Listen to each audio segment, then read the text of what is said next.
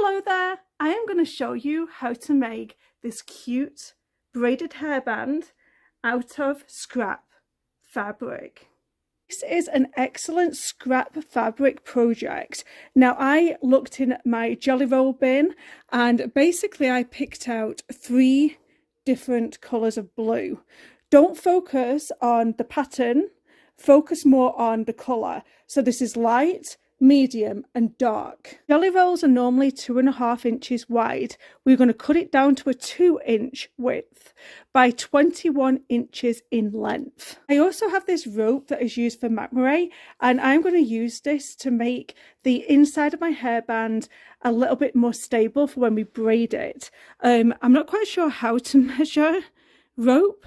I'm going to put it down here, so it's not quite 1/4 inch, as you can see on my table there. I also have a 7.5 inch of length of elastic, and it's 3/4 inch wide. We'll need another section to cover the elastic at the back, and this is 12 inches by 2.5 inches. Let's get started. So we have these 3 sections of fabric, and we're going to open them all out.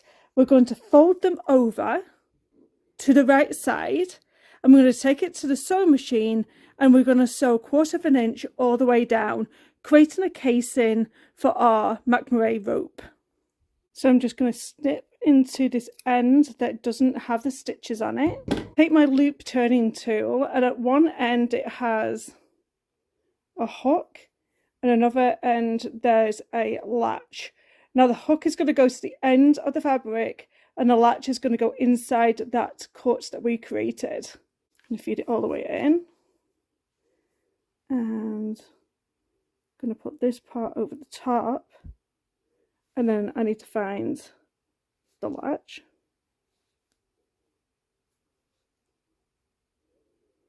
There we go. So the latch is right there. It's very small. So then you can start to feed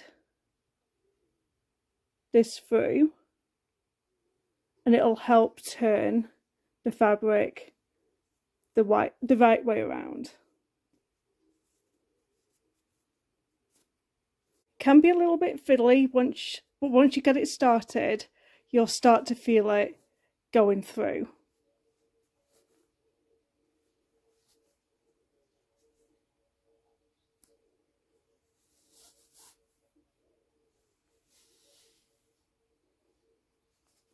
And there might just be a bit of tension at the other end to start pulling it through, and it will come. And there we go, and then you can unhook it. The next thing we need to do is measure out a piece of our rope, and it's going to be the length of our headband. So I'm just going to cut 3 pieces, pull the rope through the cord in. I used just a regular safety pin, and I did have to tape one end just so I could get it all through. Grip all 3 ends with a clip to keep them all together, because now you're going to start braiding them. So this is just a regular braid like you would do in your hair, and just start braiding the hairband all the way until you get to the very bottom. When you come to that end, you're going to take it over to the sewing machine, and you are going to sew over all of this so it holds it into place, and you're going to do the same with the other end. You're going to just trim the ends up so it looks nicer, and on this side as well. To create the casing for the hairband, you are going to fold it right sides down, and you are going to fold in about 1/2 inch of these raw edges, there and there. And then fold that over and stitch again, creating a casing. Feed the elastic through the casing. I'm going to do the same method. Get my handy dandy old safety pin and pull it all the way through the casing.